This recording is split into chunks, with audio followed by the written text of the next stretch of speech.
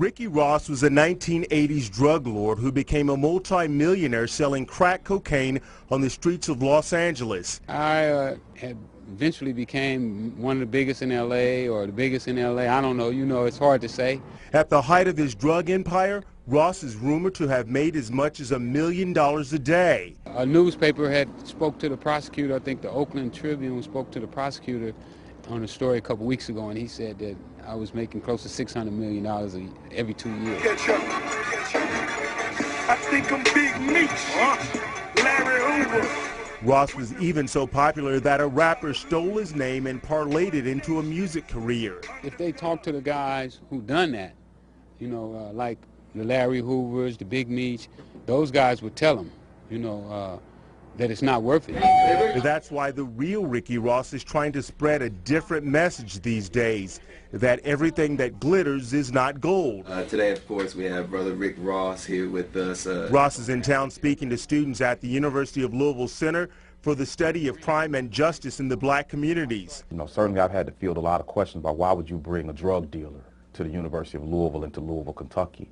And I have to remind people we're talking about a former drug dealer. Dr. Ricky Jones is director of the department and says by no means is he trying to glorify Ross's former lifestyle, but wants his students to see the reality of the drug business. The kids who know that name through hip-hop are finding out, you know, more so than with any event that we've had out here thus far, that there is a broad line between fact and fantasy.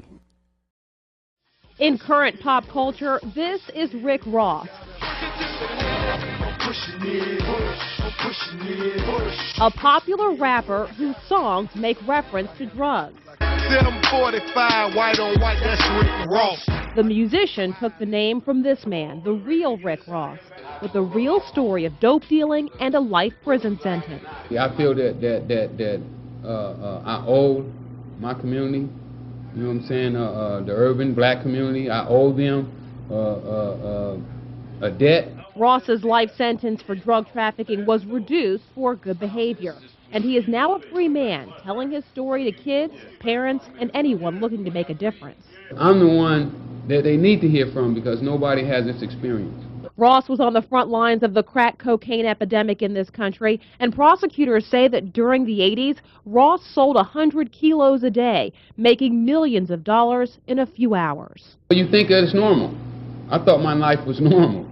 You know, I didn't know that there were people that didn't live like that. And in our community, the drug dealer is accepted. Ross was even reportedly linked to the Iran-Contra scandal. The guy that I got my drugs from was the West Coast, California representative for the Contras. It's estimated he made over $600 million during his time on the streets in California. Power, respect, freedom, you know, and freedom is something that we strive for in the black community. His freedom, though, was cut short when he was arrested in the 90s. Now, Ross spends his time telling kids this life that you see on videos from the rapper Rick Ross is not how drug dealing ends, and that there are other options for young people. I want to be a person that would give them confidence, you know, saying that if Rick can do it, I can do it.